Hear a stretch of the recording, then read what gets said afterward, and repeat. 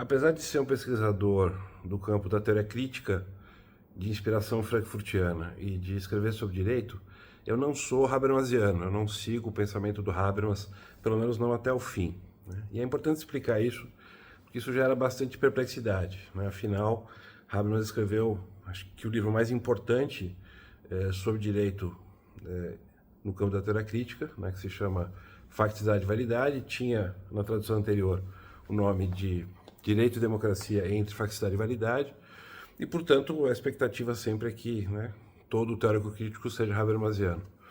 Por que eu não sou habermasiano, né? Para começar, é importante dizer que não há como não ser habermasiano no que diz respeito ao agir comunicativo, né? Porque o Habermas fez uma atualização, digamos, paradigmática, né, que ficou paradigmática no campo da crítica, rompendo com o marxismo ortodoxo, rompendo com qualquer resquício de metafísica que tinha nesse marxismo, apontando para uma revolução necessária, para um colapso necessário do sistema capitalista, retomando talvez o que o Marx dizia, né, falar sobre uma tendências à crise, por exemplo, né, mas ele recoloca tudo isso em termos linguísticos e aí ele coloca, digamos, a reflexão desse campo no debate contemporâneo. Então, nesse sentido, sou habermasiano, assim como todos os pesquisadores que passaram pela virada linguística, né, acabam também trabalhando sob a égide de digamos, de um paradigma da linguagem, né? O que me afasta do Habermas é o método reconstrutivo, né? Que o método reconstrutivo eu considero inadequado para fazer o trabalho da crítica. Qual é o problema, né? O problema é que o método reconstrutivo ele promove uma reconstrução, uma identificação das estruturas que, vamos dizer assim, fazem funcionar o discurso sobre as estruturas constitutivas, né, do discurso sobre ética e sobre direito que surgiram nas sociedades ocidentais e mostram que esse discurso tem um potencial emancipatório, né, justamente porque é possível, né, com um determinado uso da linguagem, um certo uso da linguagem que se chama comunicativo, empreender debates que protagonizar debates, né, que problematizam o chamado pano de fundo e vão permitindo então que as pessoas negociem as regras que regulam a sua vida sem usar a violência, né? E aí o direito serve justamente para estabilizar essas regras na falta de uma religião única, né, que todo mundo acredite, e na falta de uma identidade, assim, comunitária, né, em que todos consigam ali se identificar também, né? O problema é que fazer a crítica a partir da reconstrução dessas categorias que constituem o direito e a moral nas sociedades ocidentais gera dois problemas interligados, né? O primeiro é que tende a ser uma crítica conservadora, porque ela não abre a possibilidade de pensar em outras maneiras de se organizar a sociedade. Tudo acaba sendo uma questão de, digamos assim, ajustando os discursos, ajustando as divergências a partir de um mesmo pano de fundo, mas pode ser que esse pano de fundo não exista se a gente estiver falando de culturas muito diferentes, inclusive se a gente estiver falando de culturas não ocidentais, né? Isso faz, então, é o segundo problema, com que esse modelo acabe sendo excessivamente eurocêntrico, né? Muito ligado a uma certa tradição, e dificulta, né, a compreensão, por exemplo, de um país como o Brasil, né, que tem, convivendo no mesmo espaço, no mesmo território,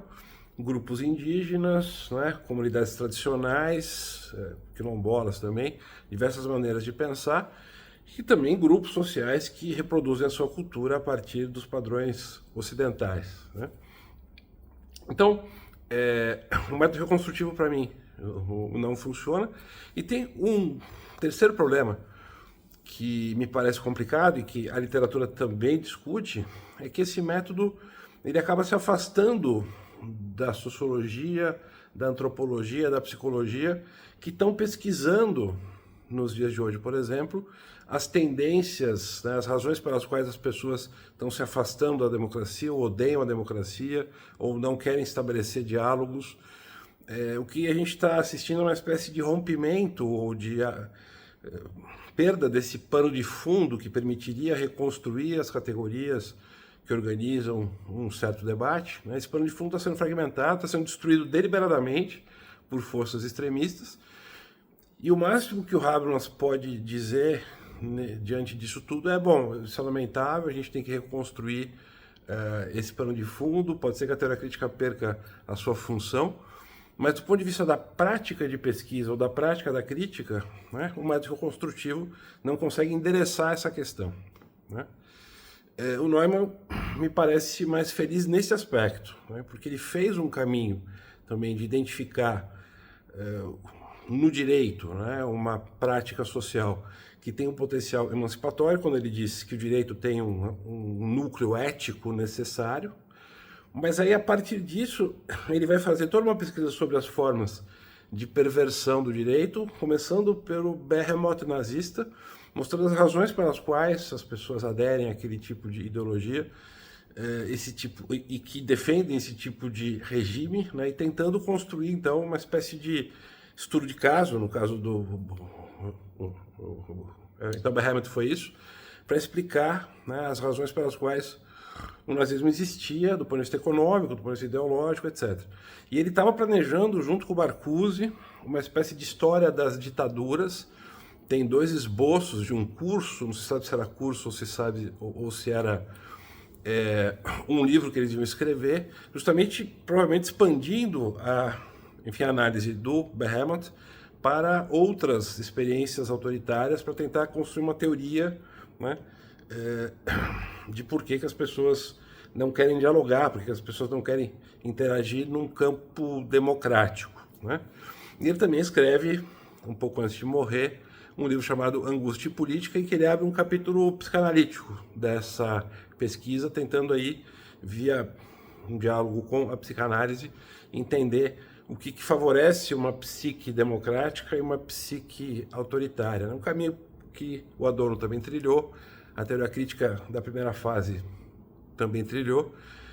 e por isso tudo é que eu não sou habermasiano. Então, o meu modo de pensar é esse, né, de tentar pensar o direito como uma forma que tem um potencial emancipatório, mas ao mesmo tempo olhar para as demais ciências e tentar construir uma visão das tendências ou das razões pelas quais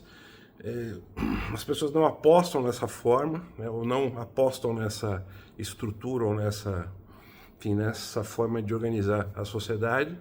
tentando então fazer um diagnóstico, né, dos potenciais democráticos do direito e também dos aspectos, enfim, regressivos da sociedade que não permitem ou que são uma espécie de obstáculo para que as pessoas apostem no direito. E além disso, né, também existe uma dimensão